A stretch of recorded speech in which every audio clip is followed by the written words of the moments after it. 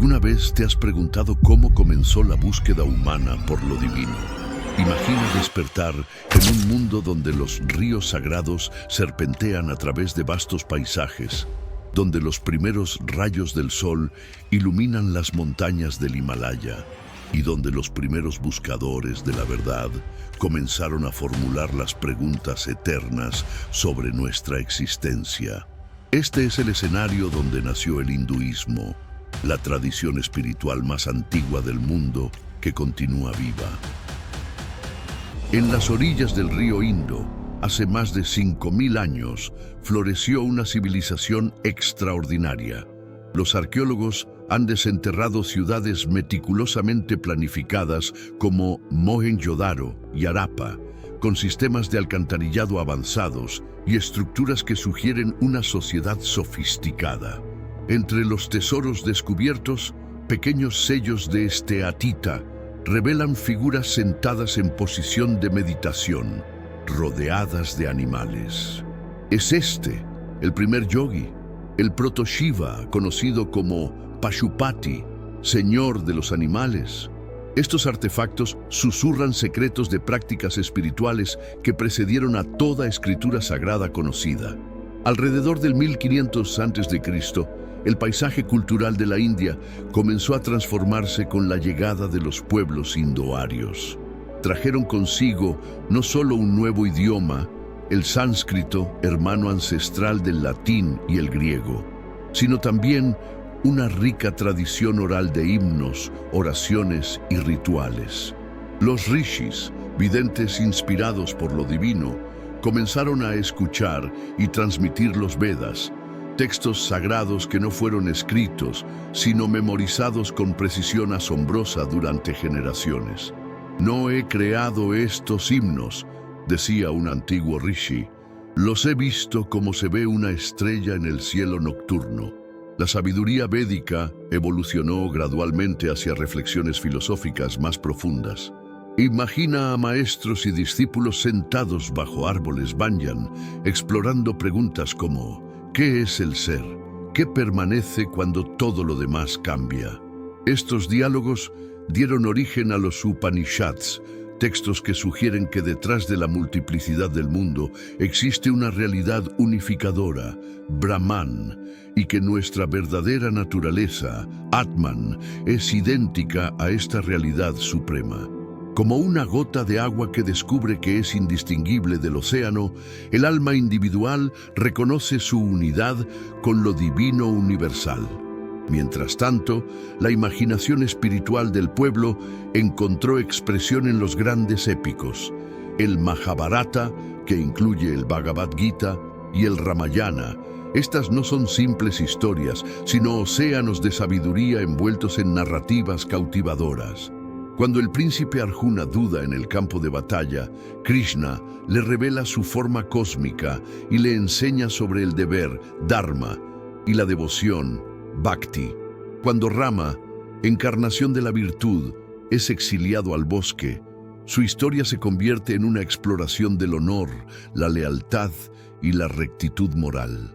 Estos relatos continúan resonando en la vida cotidiana de millones de personas, trascendiendo el tiempo y el espacio con su sabiduría perenne. ¿Qué significa vivir en armonía con el cosmos? Para el hindú, la vida está tejida con hilos invisibles que conectan nuestras acciones con consecuencias que se extienden más allá de esta existencia. Imagina un tapiz infinito donde cada decisión, cada pensamiento, cada intención agrega un nuevo hilo al diseño de tu destino. Este es el mundo del Dharma, Karma, Samsara y Moksha. Conceptos que no son meras abstracciones filosóficas, sino brújulas para navegar la existencia humana. El Dharma es quizás el concepto más fundamental, aunque desafía las traducciones simples. No es solo deber o religión, sino el orden cósmico mismo y nuestra responsabilidad de mantenerlo. Una madre que cuida a sus hijos, un maestro que imparte conocimiento con integridad, un guerrero que protege a los indefensos, todos siguen su Dharma, su propósito sagrado en la gran sinfonía cósmica. Mejor es cumplir el propio deber imperfectamente que el deber ajeno a la perfección, enseña Krishna en el Bhagavad Gita, sugiriendo que cada persona tiene un papel único que desempeñar en el drama universal. El karma, frecuentemente malinterpretado en Occidente, no es una simple retribución cósmica, sino la ley natural de causa y efecto que opera a través de múltiples vidas. Cada acción crea impresiones, samskaras, que moldean nuestras tendencias futuras. Imagina a un alfarero cuyas manos están formadas por las vasijas que ha creado, mientras continúa creando nuevas vasijas que a su vez moldearán sus manos. El karma no es fatalismo, es un llamado a la responsabilidad consciente. Tú eres lo que tus pensamientos profundos te hacen ser, dice un Upanishad, así que cuida lo que piensas. Esta comprensión del karma está intrínsecamente vinculada al samsara, el ciclo de nacimiento, muerte y renacimiento. La conciencia, como el agua, asume diferentes formas pero nunca se destruye. Se manifiesta en cuerpos diversos según los patrones kármicos acumulados, buscando experiencias necesarias para su evolución. No es un castigo, sino un proceso educativo en la gran universidad del cosmos. Un aldeano en Tamil Nadu lo expresó poéticamente. La vida es como una escuela donde cada examen que no apruebas lo debes repetir hasta que aprendas la lección. El objetivo final de este viaje espiritual es moksha, la liberación del ciclo de renacimientos. Es el despertar a nuestra verdadera naturaleza, más allá de las identificaciones limitantes con cuerpo, mente, historia personal o roles sociales. Los diversos caminos del hinduismo, conocimiento, jnana, devoción, bhakti, acción desinteresada, karma y prácticas psicofísicas, yoga, son diferentes rutas hacia esta misma cumbre. Como ríos que nacen en diferentes montañas, pero eventualmente se funden en el mismo océano, todas las prácticas auténticas conducen a la misma libertad espiritual, la realización de que nunca estuvimos separados de lo divino. Esta visión se manifiesta en la extraordinaria diversidad de prácticas devocionales hindúes.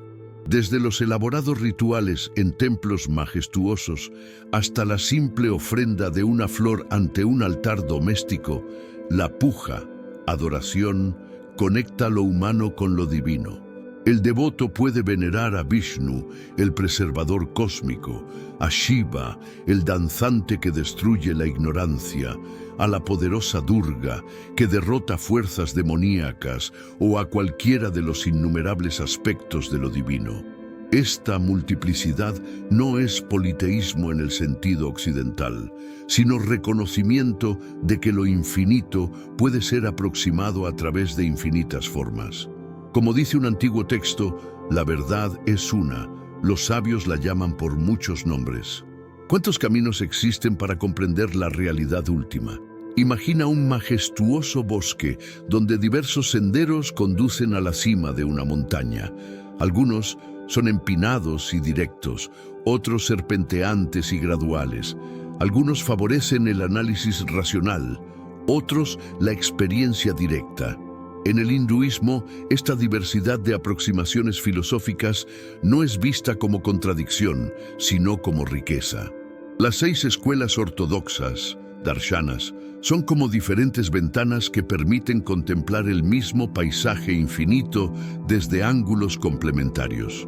El Samkhya, una de las escuelas más antiguas, propone un fascinante dualismo entre Purusha, conciencia pura, y Prakriti, materia primordial. Imagina 2 principios fundamentales. Uno es el observador eterno, inmutable. El otro, la sustancia dinámica que evoluciona en el universo manifestado. Cuando comprendes que eres el testigo puro de la experiencia y no sus contenidos cambiantes, comienza la liberación. Un antiguo texto lo compara con distinguir entre el bailarín y la danza. Prakriti, como una bailarina, despliega sus magnificencias ante Purusha y luego se retira cuando ha sido verdaderamente vista. El yoga, codificado magistralmente por Patanjali en sus Yoga Sutras, no es simplemente ejercicio físico, sino un sistema completo para la transformación de la consciencia. Comenzando con disciplinas éticas, yama y niyama, avanza a través de posturas, asana, control de la respiración, pranayama, retiro de los sentidos, pratyahara, concentración, dharana y meditación, dhyana, culminando en samadhi, la absorción en el objeto de meditación. El objetivo es detener las fluctuaciones mentales que velan nuestra verdadera naturaleza. Yoga es la cesación de los movimientos de la mente, define Patanjali, proponiendo un camino práctico y sistemático hacia la realización espiritual que ha trascendido fronteras y épocas. El Vedanta, particularmente en su formulación Advaita, no dual, desarrollada por Shankaracharya en el siglo VIII, representa quizás la cumbre del pensamiento filosófico hindú. Propone que la realidad última es no dual. Brahman, la conciencia infinita, es lo único que existe verdaderamente. El mundo manifestado no es falso, pero tampoco absolutamente real. Tiene una realidad relativa, como las imágenes en un sueño. Nuestra percepción de separación es una ilusión, maya, causada por la ignorancia, avidya. Cuando esta ilusión se disipa a través del conocimiento, descubrimos que siempre hemos sido lo que buscábamos. Como dice el Chandogya Upanishad, Tat Dvamasi, tú eres eso. Las otras escuelas completan este rico panorama filosófico. Ñaya desarrolla sofisticadas herramientas de lógica y epistemología, analizando meticulosamente los medios válidos de conocimiento. Vaisheshika propone una teoría atómica y categoriza los elementos de la realidad. Mimamsa elabora principios de interpretación de los textos védicos y analiza la naturaleza de la acción ritual. Estas escuelas no son competidoras, sino colaboradoras en la gran empresa de comprender lo real. Un erudito tradicional estudiaría varias de ellas, reconociendo que cada una ilumina diferentes aspectos de la verdad. Lo extraordinario de esta tradición filosófica es su combinación de rigor intelectual con experiencia directa. No se trata de especulación abstracta, sino de conocimiento transformador. No estudies Vedanta para convertirte en un erudito, advertía el sabio Ramakrishna. Estúdialo para liberarte. Las filosofías no son sistemas de creencias para aceptar, sino mapas para un territorio que cada buscador debe explorar personalmente. Los textos son guías, los maestros son faros, pero la realización debe ser directa e inmediata. Como dice una antigua metáfora, el dedo que señala la luna no es la luna misma. ¿Cómo materializa una civilización sus más elevadas aspiraciones espirituales? En la India, la respuesta se encuentra escrita en piedra, danza, música y narrativas épicas que han formado el alma de un pueblo por milenios.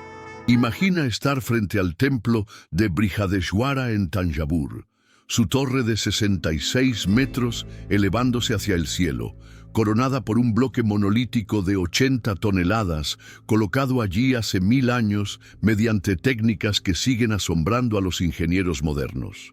No es simplemente un edificio, es una meditación en piedra, un yantra tridimensional que mapea el cosmos. Los templos hindúes siguen principios arquitectónicos que transforman el espacio en una experiencia sagrada. En el estilo Nagara del norte de India, las torres curvilíneas, shikhars, simbolizan la montaña cósmica ascendiendo hacia lo divino como llamas petrificadas. En el sur, el estilo Dravida presenta impresionantes gopurams, torres de entrada, cubiertas con miles de figuras esculpidas que narran historias divinas. Pero más allá de estas diferencias regionales, todos los templos comparten una estructura simbólica. El Garbhagriha, santuario interior, representa el útero cósmico, el origen de toda manifestación. Allí, en la oscuridad iluminada por lámparas de aceite, reside la deidad, y el devoto que completa su circunvalación ritual, pradakshina, está recreando el eterno movimiento del cosmos alrededor de su centro inmóvil. La danza clásica india, como el Bharatanatyam, el Kathak o el Odissi, no es mero entretenimiento sino yoga en movimiento, oración corporizada. Cada gesto de las manos, mudra, tiene un significado preciso. Cada expresión facial, abhinaya, transmite emociones universales.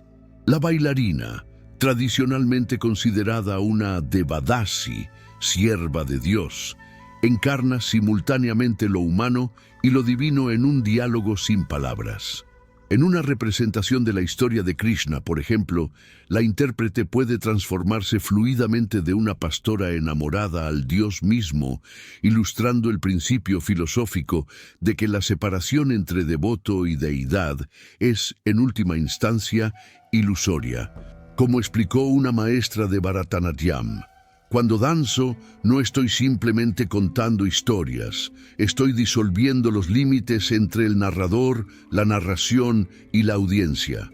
Los dos grandes épicos, Mahabharata y Ramayana, constituyen la biblioteca moral y espiritual del pueblo hindú.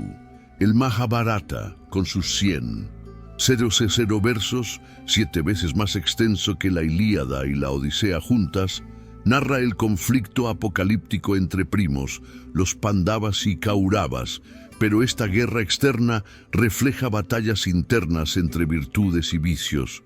En su núcleo está el Bhagavad Gita, donde Krishna instruye a Arjuna sobre acción desinteresada. El Ramayana, más conciso pero igualmente profundo, sigue el exilio del príncipe Rama, cuya vida ejemplifica el Dharma en cada prueba. Estos textos no son simples relatos del pasado, son presencias vivas que modelan comportamientos y valores. En aldeas remotas, representaciones como el Ram Lila recrean estos épicos anualmente, y los participantes, temporalmente transformados en personajes divinos, experimentan una disolución de fronteras entre mito y realidad, pasado y presente. El sistema de castas, Varnajati, quizás el aspecto más controvertido de la sociedad hindú tradicional, tiene raíces complejas. Originalmente los Varnas, brahmanes, sacerdotes maestros, kshatriyas, guerreros gobernantes, vaishyas, comerciantes, agricultores y shudras, artesanos trabajadores, representaban funciones sociales complementarias, no jerarquías rígidas heredadas. Con el tiempo, esta estructura se fusionó con los jatis, grupos endogámicos basados en ocupación, y se rigidizó, incorporando nociones de pureza ritual que legitimaron discriminaciones severas contra los intocables, ahora llamados Dalits. Reformadores como B.R. Ambedkar, arquitecto de la Constitución india, y él mismo un Dalit, confrontaron estos abusos. La India moderna ha implementado extensas políticas de discriminación positiva, aunque las inequidades persisten. Es crucial distinguir entre la visión filosófica hinduista de la sociedad ideal, donde el estatus depende del carácter y las capacidades, no del nacimiento, y las distorsiones históricas que contradicen los principios de dignidad universal expresados en textos como el Bhagavad Gita. El sabio ve con ojos ecuánimes al brahmán erudito, a la vaca, al elefante, al perro y al paria. ¿Cómo adapta una tradición milenaria sus antiguos principios a los desafíos de la modernidad? Imagina a la India del siglo XIX enfrentando simultáneamente el colonialismo británico, la industrialización y el encuentro con ideologías occidentales. En este crisol de cambios surgieron movimientos reformistas que reimaginaron el hinduismo para una nueva era, manteniendo sus raíces profundas mientras podaban prácticas que consideraban degeneraciones históricas. Este proceso de autoexamen y renovación sigue definiendo el hinduismo contemporáneo.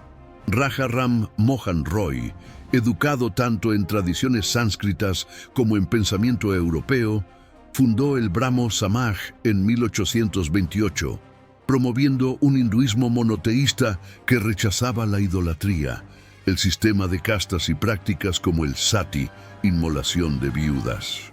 ¿Por qué limitarnos a una revelación?, preguntaba, cuando el libro de la naturaleza está abierto ante nosotros. Su movimiento enfatizaba la razón y la igualdad social, construyendo puentes entre Oriente y Occidente. Simultáneamente, Dayananda Saraswati establecía el Arya Samaj, con el lema «Volver a los Vedas», argumentando que las escrituras originales no contenían supersticiones ni jerarquías opresivas, sino verdades universales compatibles con la ciencia moderna. El encuentro con Occidente alcanzó un momento crucial en 1893, cuando un joven monje desconocido, Swami Vivekananda, electrizó al Parlamento Mundial de Religiones en Chicago.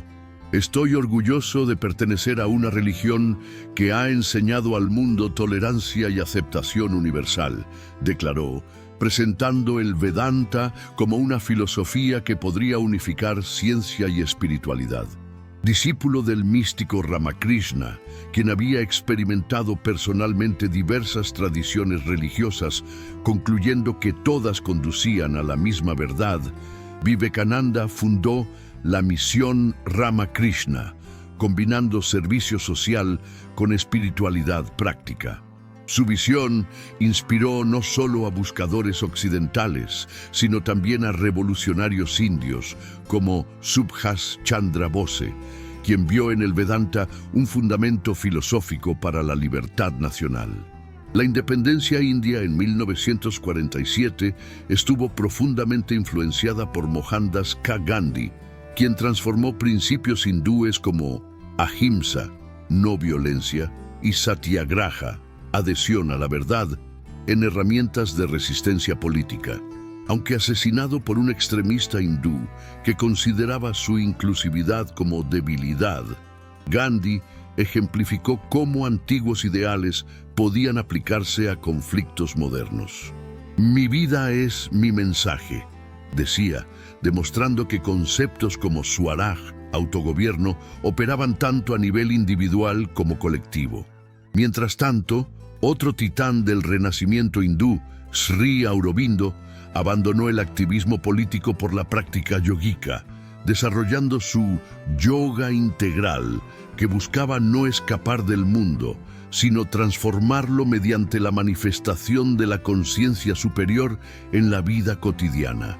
En Occidente, el hinduismo ha ejercido una influencia cultural profunda, aunque frecuentemente destilada o descontextualizada.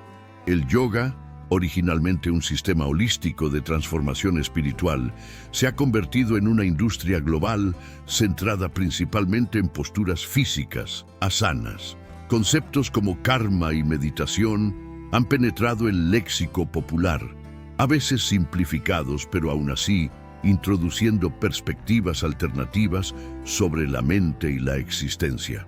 Maestros como Paramahansa Yogananda, autor de Autobiografía de un Yogi, establecieron instituciones que adaptaron prácticas tradicionales para sensibilidades occidentales. Más recientemente, el movimiento ISKCON, Sociedad Internacional para la Conciencia de Krishna, fundado por Bhaktivedanta Swami Prabhupada, ha globalizado la tradición devocional Vaishnava, demostrando la continua vitalidad del Bhakti Yoga.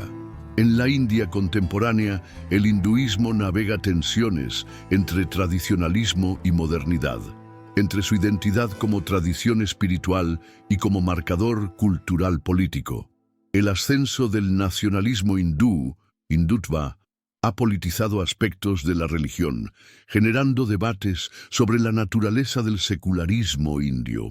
Simultáneamente, nuevos movimientos devocionales, como los iniciados por Mata Amritanandamayi, Amma, la madre que abraza, combinan prácticas tradicionales con activismo social global.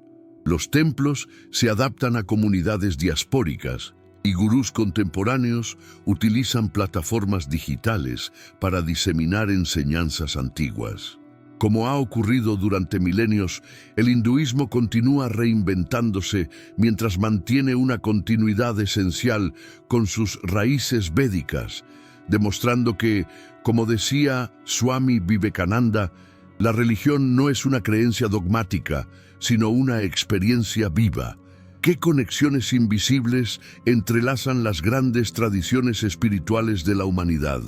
Imagina un antiguo árbol cuyas raíces se extienden bajo continentes, conectando culturas aparentemente distantes. El hinduismo, como la más antigua de las tradiciones vivas, comparte sorprendentes paralelismos con otras religiones que florecieron en la antigüedad, revelando patrones universales en la búsqueda humana de lo trascendente. El zoroastrianismo, fundado por el profeta Zaratustra en la antigua Persia, comparte con el hinduismo un ancestro común, la religión proto-indo-iraniana. Ambas tradiciones veneraban deidades similares y practicaban rituales de fuego sagrado que han sobrevivido hasta hoy. Mientras el hinduismo evolucionó hacia un amplio espectro de enfoques, desde monoteístas hasta panteístas, el zoroastrianismo desarrolló un claro dualismo ético centrado en Ahura Mazda, el dios de la sabiduría, y su opositor Angra Mainyu. Los parsis de la India, descendientes de zoroastrianos que huyeron de la persecución islámica en Persia, mantienen viva esta antigua fe. Un sacerdote parsi explicaba: «Cuando veo a un brahmán realizar un ritual de fuego, reconozco gestos y mantras que nosotros también preservamos. Es como encontrar a un primo lejano después de milenios de separación». El judaísmo, aunque desarrollado en un contexto semítico distinto al indoario, presenta fascinantes paralelismos conceptuales con el hinduismo. Ambas tradiciones enfatizan la conducta ética como expresión de la voluntad divina, ya sea como dharma o como mitzvot. Ambas desarrollaron sistemas legales elaborados que regulan aspectos minuciosos de la vida cotidiana. Las prohibiciones dietéticas judías encuentran eco en reglas similares para brahmanes, y ambas tradiciones ven sus textos sagrados como revelaciones eternas, no limitadas a un momento histórico. Sin embargo, mientras el judaísmo enfatizó un monoteísmo exclusivo, el hinduismo permaneció abierto a múltiples expresiones de lo divino. Un rabino que estudió en Varanasi observó: «Lo que me sorprendió fue que, a pesar de nuestras obvias diferencias, compartimos la experiencia de haber preservado tradiciones antiguas mientras nos adaptamos a culturas cambiantes sin perder nuestra esencia». El taoísmo chino, aunque geográficamente distante, muestra resonancias filosóficas notables con corrientes del hinduismo. El concepto de Tao, el principio inefable que sostiene la armonía universal, evoca el Brahman de los Upanishads. La práctica taoísta de no acción, Wu Wei, recuerda el karma yoga del Bhagavad Gita, donde la acción perfecta surge espontáneamente de la armonía con el orden cósmico. Ambas tradiciones desarrollaron sofisticadas prácticas yogicas y alquímicas para cultivar la energía vital y extender la conciencia. Cuando monjes budistas viajaron de India a China durante la dinastía Tang, encontraron que conceptos indios como prana, energía vital, tenían equivalentes establecidos como chi en las prácticas taoístas, facilitando un extraordinario intercambio cultural que enriqueció ambas tradiciones. Lo que distingue al hinduismo entre estas antiguas tradiciones es su extraordinaria capacidad de absorción y adaptación. A lo largo de los milenios, ha incorporado deidades tribales locales, integrado influencias extranjeras y reformulado sus enseñanzas para diferentes épocas sin perder su continuidad esencial. Como expresa un antiguo texto, como los ríos que fluyen hacia el océano y se vuelven uno con él, perdiendo nombre y forma. Así los sabios, liberados de nombre y forma, alcanzan la persona divina, más allá de lo más allá. Esta metáfora oceánica refleja la visión incluyente del hinduismo. Diversas tradiciones espirituales pueden ser caminos válidos hacia la misma realidad última, expresada de formas culturalmente específicas, pero convergentes en su esencia. Esta perspectiva inclusiva se manifiesta en la actitud hindú tradicional hacia otras religiones. A diferencia de tradiciones que se definen por creencias exclusivas, el hinduismo tiende a evaluar las prácticas espirituales por sus frutos transformadores, no por sus formulaciones teológicas. Swami Vivekananda lo expresó en su famoso discurso en Chicago. Como diferentes ríos tienen diferentes fuentes, pero todos desembocan en el mar, así los diferentes caminos que siguen los hombres, por rectos o sinuosos que parezcan, conducen a Dios. Esta visión universalista, arraigada en los antiguos Vedas que proclaman Ekam Sat, Vipra Bahuda Vadanti, la verdad es una, los sabios la llaman por muchos nombres, ofrece un modelo de pluralismo religioso particularmente relevante en nuestro mundo globalizado. ¿Qué antiguos susurros permanecen en los cimientos del hinduismo, precediendo incluso a los textos védicos? Imagina un período donde la espiritualidad india comenzaba a tomar forma en las aldeas del Valle del Indo, bajo la sombra de montañas cubiertas de nieve y junto a ríos que descendían de los Himalayas. Esta pregunta nos invita a un viaje arqueológico y antropológico que revela las raíces más profundas de una tradición milenaria, desafiando narrativas simplificadas sobre sus orígenes. Las excavaciones en Mohenjo-Daro y Harappa han revelado una civilización urbana sofisticada que floreció entre 3300 y 1300 a.C., mucho antes de la composición de los textos védicos. Entre sus artefactos más intrigantes se encuentra el sello de Pashupati, una figura sentada en posición yógica, rodeada de animales, posiblemente representando una deidad proto-Shiva. Otras figuras femeninas con pronunciadas características maternales sugieren cultos a la fertilidad que eventualmente influirían en la veneración de la diosa madre. Un arqueólogo que pasó décadas estudiando estos sitios reflexionaba: cada estrato que excavamos revela continuidades asombrosas con prácticas hindúes contemporáneas. La veneración de árboles sagrados, la importancia ritual del agua, las figuras yógicas. Todo sugiere que el hinduismo tiene raíces mucho más antiguas y diversas de lo que sugieren los textos sánscritos posteriores. La teoría de la migración aria, que propone que pueblos indoeuropeos introdujeron el sánscrito y los Vedas en el subcontinente alrededor del 1500 a.C., ha sido intensamente debatida. Evidencia genética reciente sugiere un proceso más complejo de migraciones graduales y mezclas poblacionales, en lugar de una invasión definitiva. Lo que emerge es un cuadro de síntesis cultural, elementos védicos fusionándose con tradiciones indígenas preexistentes. Los mismos Vedas contienen indicios de esta integración, con referencias a dasas y dasyus, posiblemente poblaciones nativas, y deidades que no encajan perfectamente en el panteón indoeuropeo. Como observó un genetista, el ADN cuenta una historia de encuentros humanos mucho más matizada que nuestras narrativas nacionalistas modernas. Ni puramente ario, ni exclusivamente dravidiano, el hinduismo emergió de una fascinante fusión de linajes culturales y genéticos.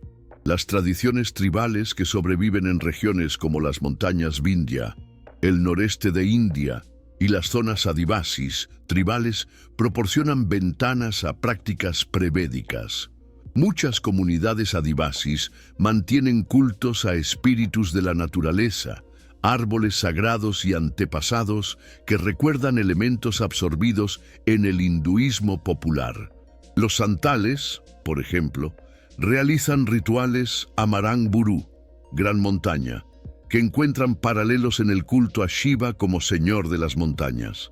La veneración de diosas tribales locales como Manasa, diosa serpiente, o Shitala, diosa de la viruela, eventualmente se integró al panteón hindú más amplio. Un antropólogo que documentó estos cultos explicaba: lo que observamos no es reemplazo cultural, sino hibridación creativa. El hinduismo creció no por eliminación de lo antiguo, sino por continua incorporación y reinterpretación. El culto a la diosa madre, particularmente fuerte en tradiciones no arias, representa quizás la contribución indígena más significativa al hinduismo. Figurillas femeninas de la era prevédica sugieren cultos a la fertilidad que eventualmente evolucionaron hacia la veneración de Shakti, el principio femenino divino. Mientras los textos védicos tempranos se centran principalmente en deidades masculinas como Indra y Agni, la literatura posterior da protagonismo creciente a diosas como Durga, Kali y Lakshmi.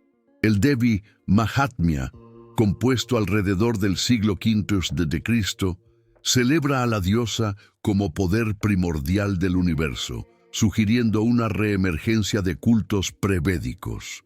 Una sacerdotisa de un templo de Kamakya en Assam, sitio de un antiguo culto a la fertilidad, explicaba: en nuestra tradición, la diosa nunca fue secundaria.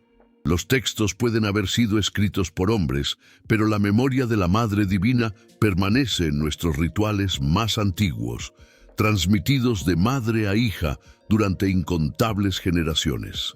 Los elementos chamánicos también se filtran desde las tradiciones indígenas hacia el hinduismo mainstream.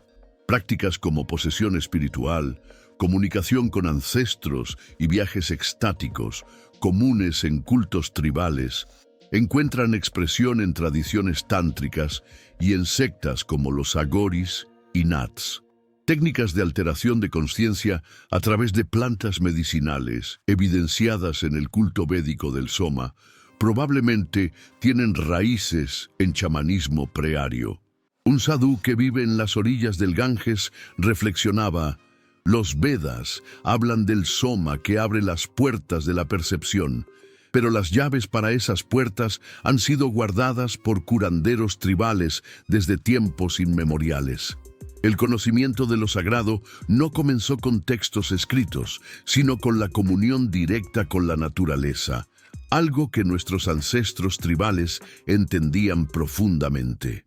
¿Cómo puede la palabra humana capturar lo divino?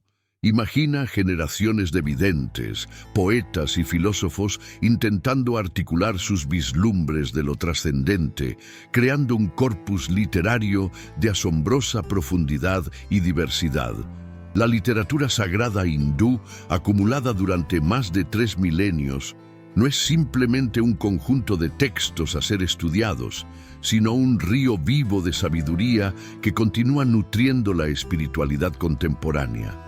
Los Vedas, considerados apaurushaya, no compuestos por humanos sino escuchados por rishis en estados elevados de conciencia, constituyen el fundamento más antiguo. Cada Veda contiene 4 tipos de textos: samitas, colecciones de mantras; brahmanas, explicaciones de rituales; aranyakas, textos forestales para contemplativos; y Upanishads, indagaciones filosóficas. El Rig Veda, el más antiguo, contiene 1028 himnos dirigidos a deidades como Indra, Agni y Varuna, y reflexiones cosmológicas sorprendentemente sofisticadas. El famoso himno de la creación, Nasadiya Sukta, cuestiona el origen del universo. Entonces no existía ni lo existente ni lo no existente. ¿Quién realmente sabe? ¿Quién puede declararlo? ¿De dónde surgió esta creación? Los dioses llegaron después. ¿Quién conoce entonces de dónde ha surgido? Esta valentía para cuestionar, incluso ante el misterio cósmico, caracteriza la tradición intelectual hindú desde sus inicios. Los Upanishads, sesiones sentados cerca, donde maestros transmitían conocimiento esotérico a discípulos cualificados, representan la culminación filosófica de los Vedas.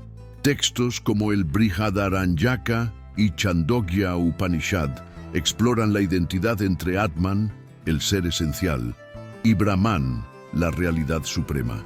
El Mundaka Upanishad distingue entre conocimiento inferior, ritual, mundano, y superior, realización directa, mientras el Katha Upanishad narra el diálogo entre el joven Nachiketa y Yama, el dios de la muerte, sobre la naturaleza del alma. Estos textos no presentan dogmas, sino investigaciones, invitando al lector a verificar sus afirmaciones mediante indagación directa.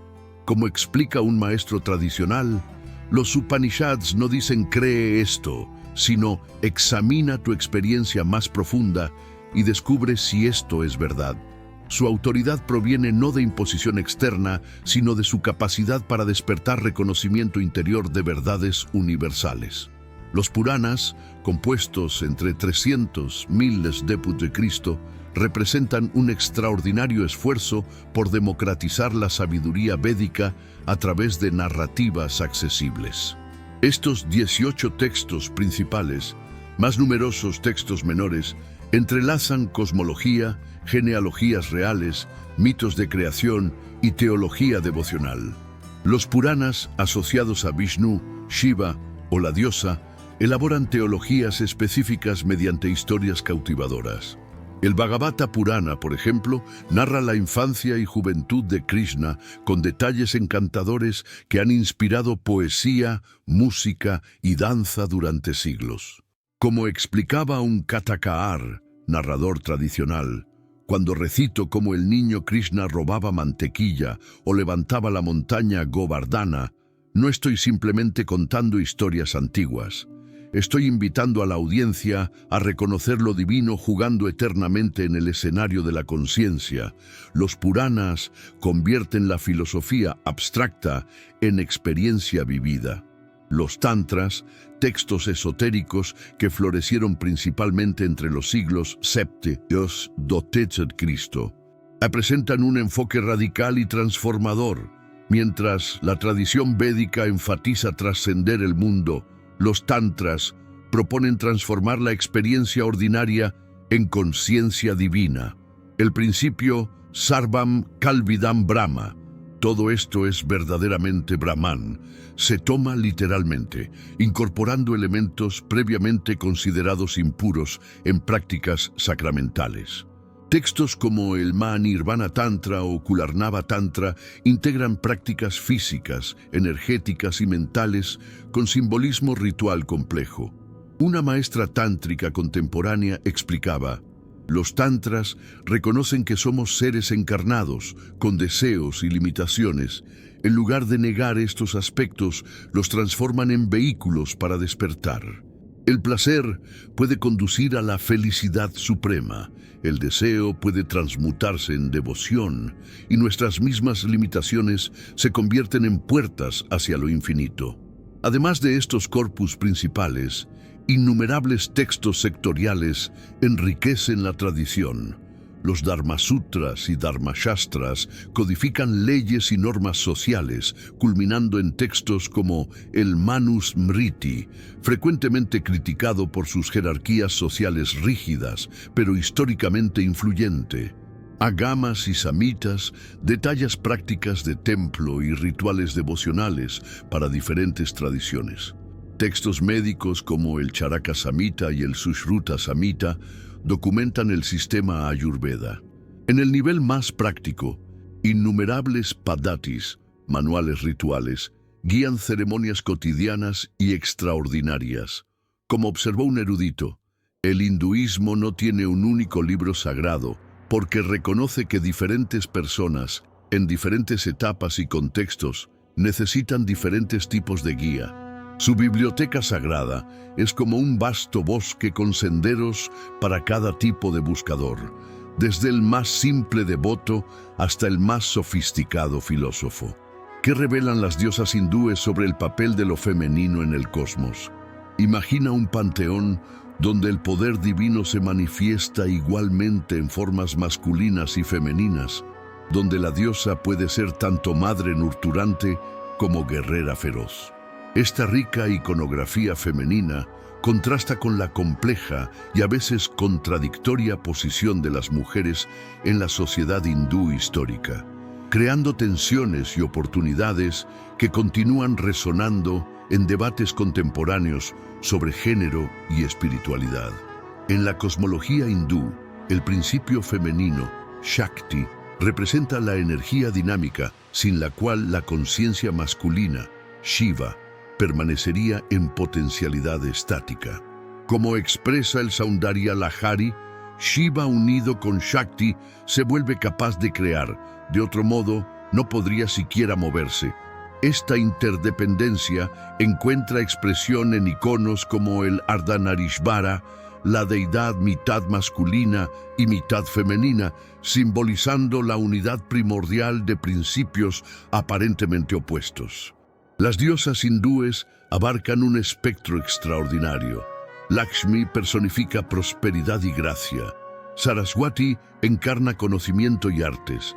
Durga, montada en un león, representa poder protector, mientras Kali, con su collar de calaveras, destruye ilusiones y ego. Una sacerdotisa en Calcuta explicaba: cuando invocamos a Kali como madre, reconocemos que la compasión más profunda a veces requiere confrontar nuestras falsas seguridades. La diosa nos ama demasiado para dejarnos confortablemente dormidos en la ilusión. Los textos antiguos ofrecen perspectivas diversas sobre las mujeres. Algunos Upanishads mencionan sabias femeninas como Gargi y Maitreyi, quienes participaban en debates filosóficos al más alto nivel. El Brihadaranyaka Upanishad registra a Gargi cuestionando al sabio Yajnavalkya sobre la naturaleza última de la realidad. Sin embargo, textos legales posteriores como el Manusmriti prescriben roles restrictivos. En la infancia, una mujer debe estar sujeta a su padre. En la juventud, a su marido. Cuando su señor ha muerto, a sus hijos. Una mujer nunca debe ser independiente. Esta tensión entre reconocimiento espiritual e inferioridad social marca la experiencia femenina en el hinduismo histórico. Una historiadora feminista observaba: los mismos textos que veneran el principio femenino cósmico frecuentemente limitan a mujeres terrenales. Esta contradicción ha creado espacios para resistencia y reinterpretación a lo largo de la historia. A pesar de restricciones sociales, mujeres espirituales encontraron vías de expresión, particularmente en tradiciones devocionales, Bhakti. Poetisas medievales como Mirabai, Akka Mahadevi y Andal desafiaron convenciones sociales para seguir sus llamados espirituales. Los poemas apasionados de Mirabai a Krishna, como su verdadero esposo, subvertían las expectativas patriarcales, mientras Akka Mahadevi, quien rechazó ropas como restricciones impuestas por la sociedad, caminaba desnuda cubierta solo por su largo cabello. Las canciones de estas místicas continúan inspirando a millones, ofreciendo modelos de devoción que trascienden limitaciones sociales. Una cantante de bhajans, cantos devocionales, reflexionaba: cuando canto las palabras de Mirabai, siento la libertad que ella encontró en su amor por lo divino. Sus canciones nos recuerdan que el alma no tiene género y que la devoción sincera disuelve barreras sociales. En la era moderna, mujeres espirituales como Anandamayi Ma, Mata Amritanandamayi, Ama y Sarada Devi han alcanzado reconocimiento como maestras y guías, estableciendo ashrams y organizaciones humanitarias.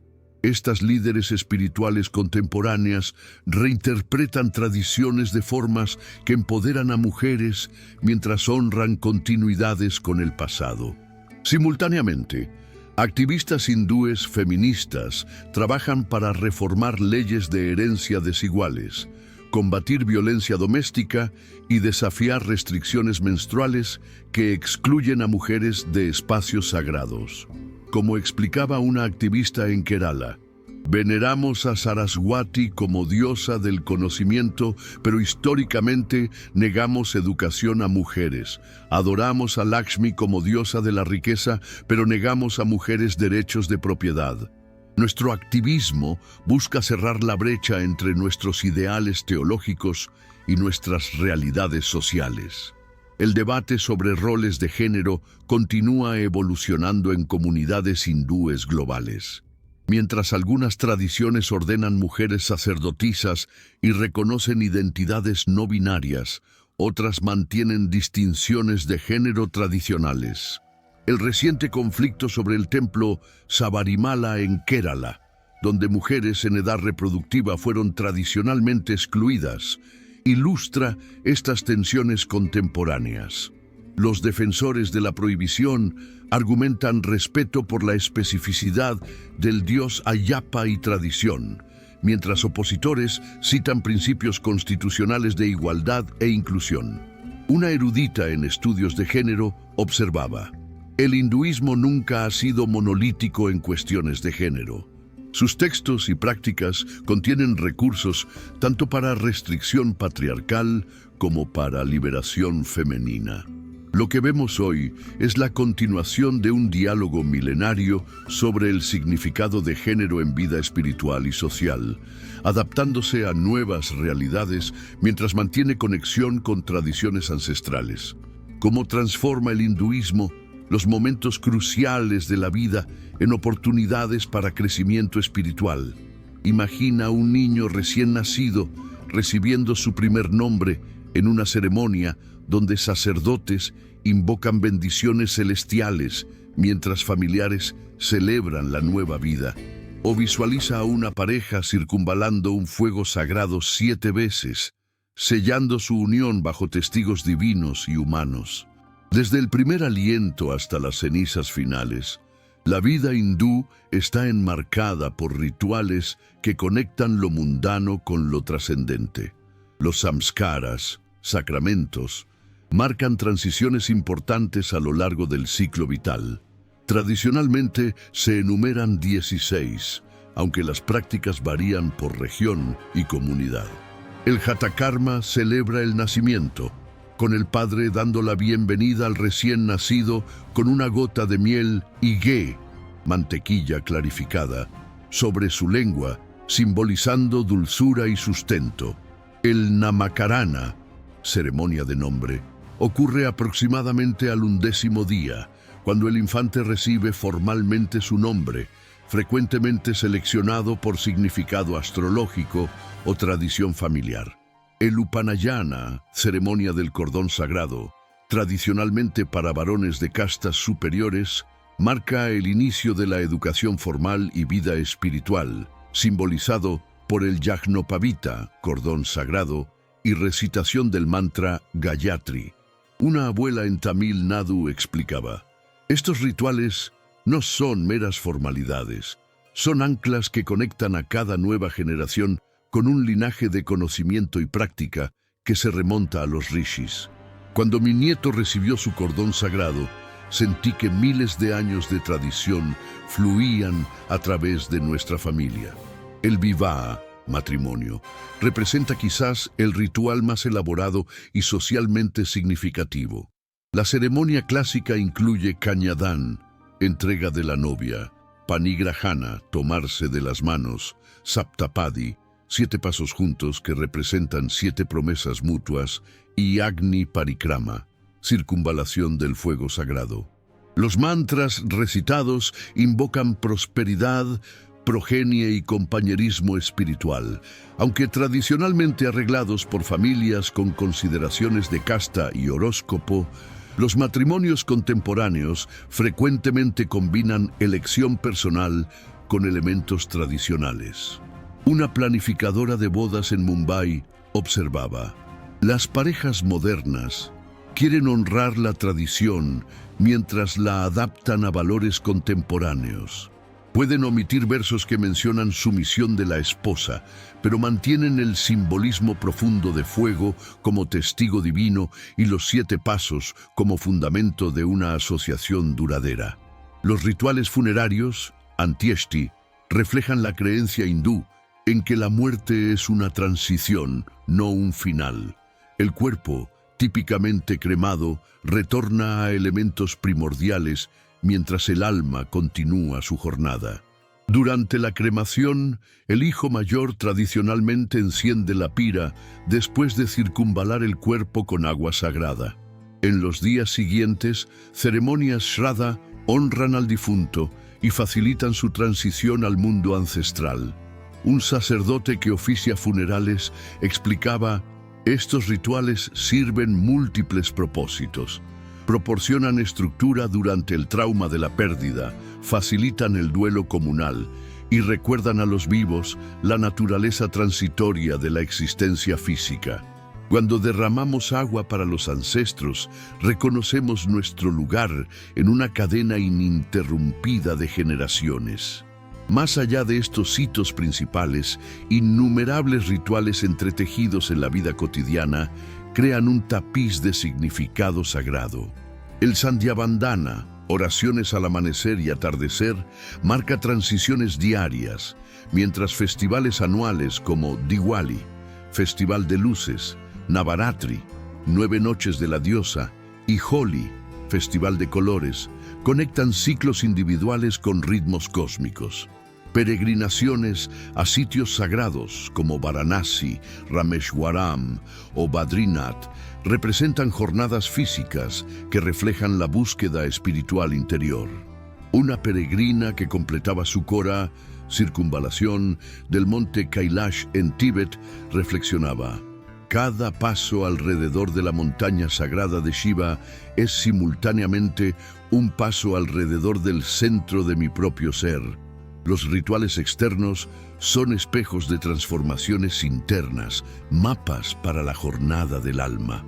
La práctica ritual está evolucionando en respuesta a realidades contemporáneas.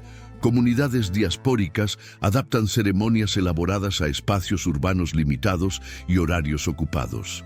Tecnologías digitales permiten darshan virtual, vislumbre auspicioso de deidades en templos distantes y conexión con sacerdotes para consejo ritual vía videollamada. Reformadores cuestionan aspectos de rituales tradicionales considerados discriminatorios, como restricciones a mujeres durante menstruación o exclusividad brahmánica en funciones sacerdotales. Una sacerdotisa mujer en Pune que dirige ceremonias explicaba: los rituales deben evolucionar para permanecer significativos. Su esencia no está en detalles externos, sino en su capacidad para transformar conciencia. Preservamos lo esencial mientras adaptamos la forma. Después de todo, los mismos rishis dijeron: no Bhadrakratavo yantu Vishwata. Dejad que pensamientos nobles vengan a nosotros de todas direcciones. ¿Cómo puede una tradición abrazar simultáneamente a ascetas untados de ceniza que meditan en crematorios y familias de clase media que realizan pujas domésticas? Yogis solitarios que buscan disolverse en conciencia no dual y devotos extáticos que danzan en celebración de Krishna. Imagina un vasto mosaico espiritual donde perspectivas aparentemente contradictorias no compiten sino se complementan, creando un espectro continuo de práctica y filosofía. Esta extraordinaria diversidad distingue al hinduismo entre las tradiciones religiosas del mundo. El shaivismo, centrado en Shiva como realidad suprema, abarca múltiples tradiciones distintivas. El shaivismo de Cachemira, sistematizado por Abhinavagupta, siglo X, presenta una filosofía no dual sofisticada, donde Shakti, energía dinámica, es inseparable de Shiva, conciencia pura. A través de reconocimiento, pratyabhijna, el practicante realiza su identidad con la conciencia divina. Contrastando con este enfoque filosófico, los Virashaivas o Lingayats, inspirados por Vasavana, siglo XII, rechazaron el sistema de castas y rituales brahmánicas, enfatizando igualdad social y devoción directa a Shiva. Los Nats y Agoris, tradiciones yogicas transgresivas, emplean prácticas que confrontan tabúes sociales para trascender dualidades. Un sadhu Aghori en Varanasi explicaba: sentados en crematorios, consumiendo sustancias impuras, rompemos las categorías mentales que limitan conciencia. Cuando todas las distinciones, puro e impuro, placentero y repulsivo, vivo y muerto, colapsan, lo que queda es Shiva. El Vaishnavismo, enfocado en Vishnu y sus avatares, particularmente Rama y Krishna, también engloba tradiciones diversas. La escuela Sri Vaishnava, elaborada por Ramanuja, siglo XI, propone Vishishtadvaita, no dualidad cualificada, donde almas individuales y el mundo material son atributos reales pero inseparables del divino. La tradición Gaudiya Vaishnava, inspirada por Chaitanya Mahaprabhu, siglo XVI, enfatiza bhakti estática hacia Krishna, expresada a través de kirtan, canto devocional, y representaciones de lilas, juegos divinos. Las distintas sampradayas, linajes, Vaishnava, mantienen diferencias teológicas y rituales, pero comparten énfasis en rendición a gracia divina. Como explicaba un devoto en Brindavan, cada mañana vestimos y adornamos a Krishna como un miembro de nuestra familia. A través del seva, servicio amoroso, desarrollamos una relación personal con lo divino.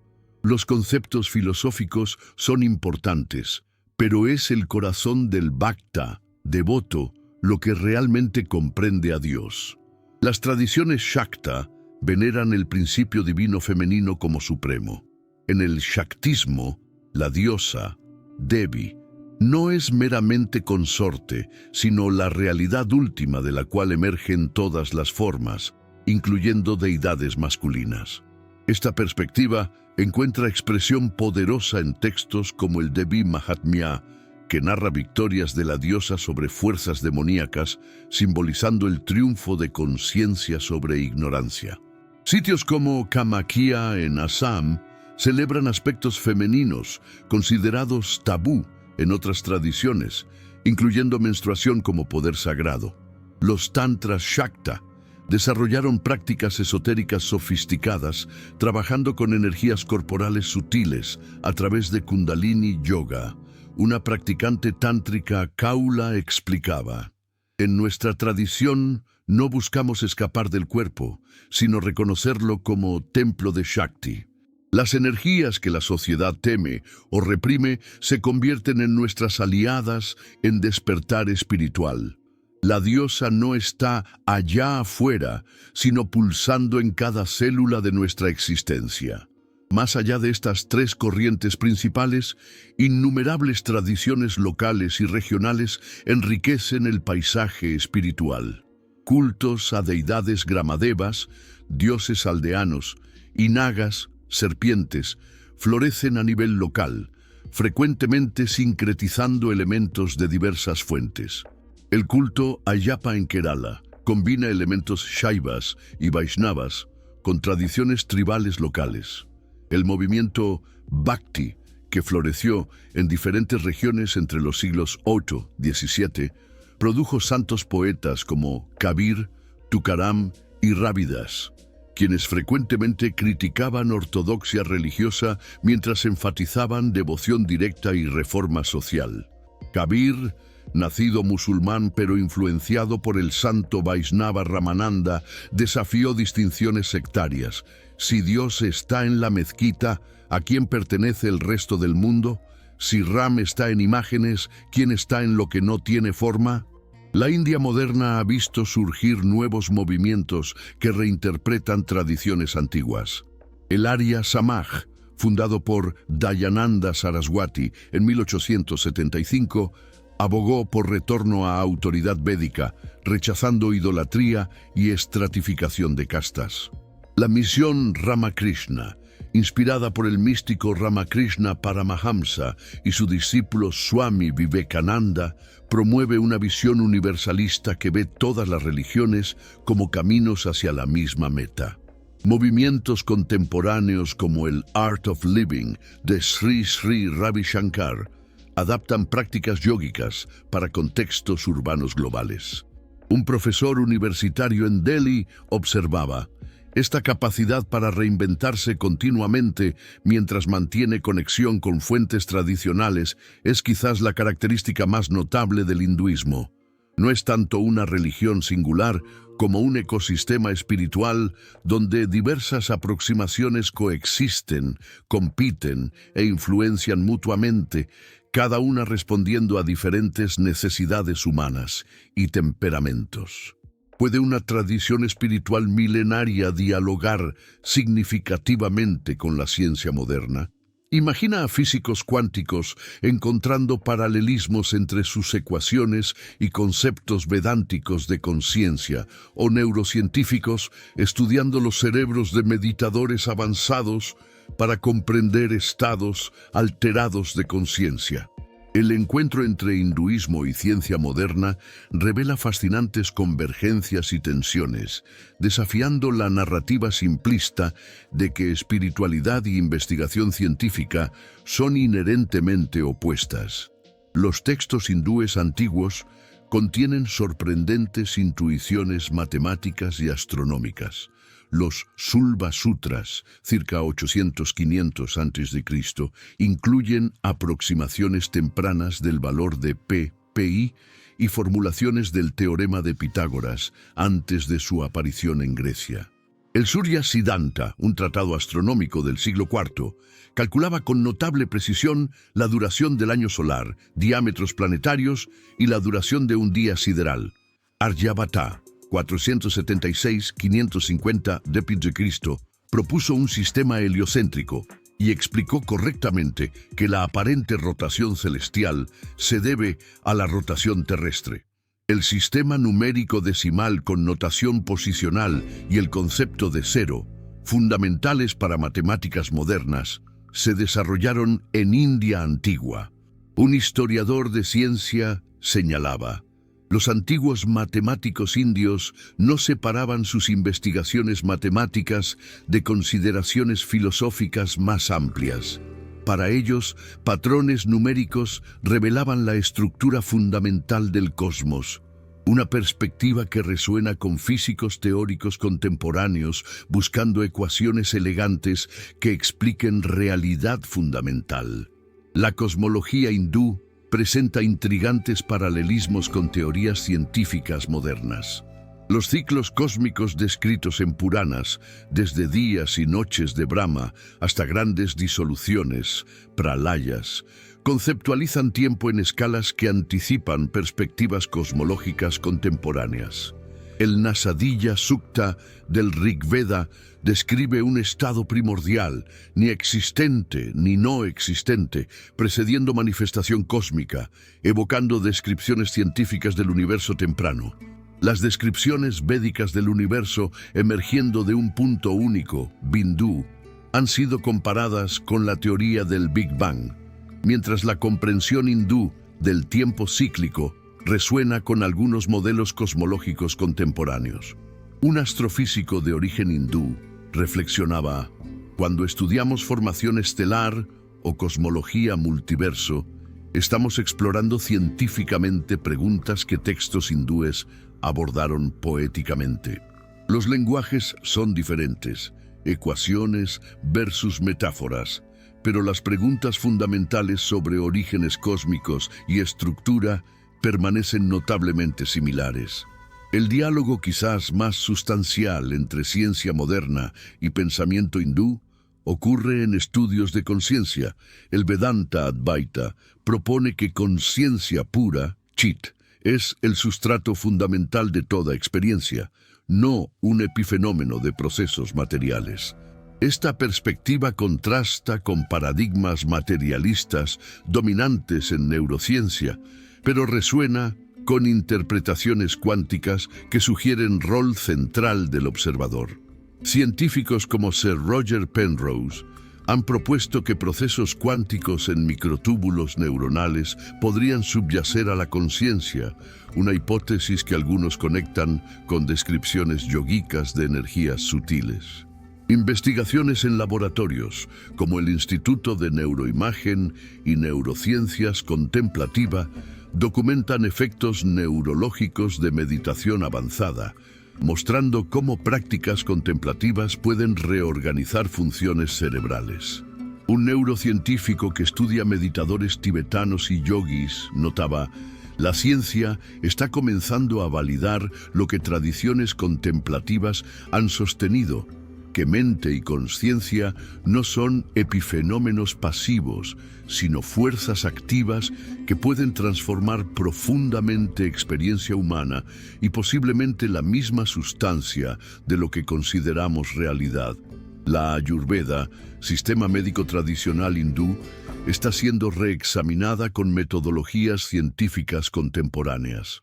Basada en equilibrio entre 3 doshas, energías biológicas, Vata, Pitta y Kapha, la Ayurveda enfatiza tratamiento personalizado y conexión entre bienestar físico, mental y espiritual.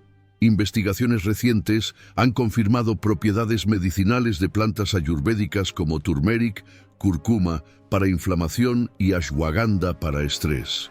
Estudios genéticos contemporáneos sobre variación individual en respuestas a medicamentos, farmacogenómica, ofrecen paralelismos con la insistencia ayurvédica en constituciones individuales. Simultáneamente, practicantes ayurvédicos modernos incorporan diagnósticos biomédicos y estándares de evidencia científica. Un médico entrenado tanto en medicina occidental como ayurveda explicaba: los mejores resultados emergen cuando respetamos la sabiduría tradicional mientras aplicamos rigor científico. La Ayurveda ofrece perspectivas holísticas sobre personalización de tratamientos que medicina contemporánea apenas está redescubriendo, mientras metodologías científicas pueden ayudarnos a validar y refinar conocimientos ancestrales. El yoga, quizás la práctica hindú más estudiada científicamente, demuestra beneficios mensurables para salud física y mental. Investigaciones han documentado efectos positivos de práctica regular de asanas, posturas y pranayama, técnicas respiratorias, sobre presión arterial, función inmune, manejo del estrés y regulación emocional. Técnicas avanzadas como tummo, yoga de calor interno, permiten a practicantes expertos regular temperatura corporal en condiciones extremas, fenómeno estudiado por científicos de Harvard. El neurocientífico Richard Davidson ha documentado cambios cerebrales significativos en meditadores avanzados, incluyendo mayor actividad en regiones asociadas con atención y bienestar emocional. Una investigadora en psicofisiología contemplativa comentaba: lo fascinante del yoga es que funciona simultáneamente como intervención fisiológica a través de posiciones y respiración, intervención psicológica a través de atención dirigida e intervención filosófica a través de marcos conceptuales que reorientan relación con experiencia. Esta naturaleza multidimensional desafía nuestros paradigmas investigativos, pero también sugiere nuevas direcciones para ciencia integrativa. El diálogo entre hinduismo y ciencia no está exento de tensiones. Algunas interpretaciones literalistas de textos antiguos pueden conducir a afirmaciones pseudocientíficas, como fechados exagerados o atribuciones anacrónicas de tecnologías modernas a civilizaciones védicas. Simultáneamente, reduccionismos científicos pueden fallar en apreciar dimensiones experienciales y transformativas de prácticas espirituales. Un físico y practicante de Vedanta observaba: tanto fundamentalismo religioso como cientificismo dogmático son trampas a evitar. Los Vedas mismos animan a investigación directa, Atma Vichara, más que aceptación ciega de autoridad. El espíritu verdadero del hinduismo clásico es sorprendentemente compatible con indagación científica auténtica. Ambos valoran experiencia directa, mantienen apertura a revisión de comprensiones previas y reconocen límites del conocimiento conceptual. Pensadores hindúes contemporáneos como Swami Vivekananda anticiparon complementariedad entre ciencia y espiritualidad. Vivekananda, quien asistió al Parlamento Mundial de Religiones en 1893, argumentó que religión debería adoptar metodología experimental de ciencia, mientras ciencia podría expandir su investigación para incluir realidades no físicas. La ciencia es nada más que encontrar unidad, declaró. Tan pronto como ciencia llegue a perfecta unidad, se detendrá porque habrá alcanzado la meta. Física llevará a metafísica. Este diálogo continúa hoy con iniciativas como la conferencia Diálogo Ciencia-Espiritualidad, organizada por el Instituto Mind and Life, donde científicos y contemplativos colaboran en exploraciones de conciencia. Como concluía un participante, quizás la contribución más valiosa del hinduismo a ciencia moderna no son contenidos específicos de textos antiguos, sino su metodología contemplativa, formas sistemáticas de estudiar experiencia subjetiva que complementan observación objetiva de fenómenos externos. El futuro de este diálogo no depende de validar escrituras con descubrimientos científicos, sino de permitir que diferentes modos de indagación iluminen aspectos complementarios de nuestra realidad multidimensional.